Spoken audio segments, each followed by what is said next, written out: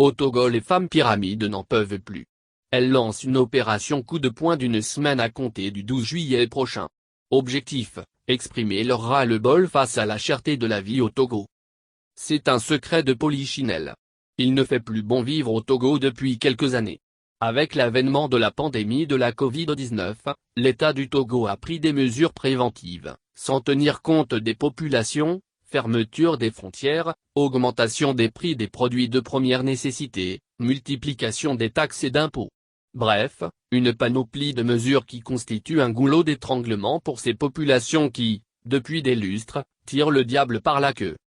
Face à ce constat amer, qui engendre depuis quelques mois déjà la multiplication des cas de suicide, les femmes pyramides, regroupement de femmes togolaises à travers le monde, veulent tirer la sonnette d'alarme. Pour elles, il est inadmissible que Faure Gnassingbé et son gouvernement restent insensibles à la souffrance des Togolais.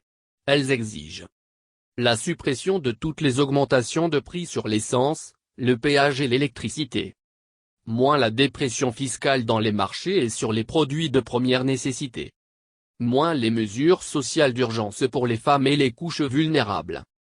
Moins les mesures urgentes de prise en charge gratuite de tous les malades. Moins les mesures urgentes contre la faim et la baisse immédiate des prix des denrées de première nécessité. L'augmentation du salaire minimum garanti à 50 000 FCFA et l'emploi pour les jeunes.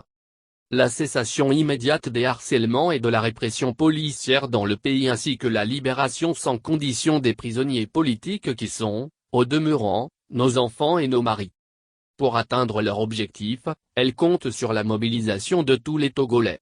Leur leitmotiv pour cette campagne sera « Je suis contre la vie chère au Togo ».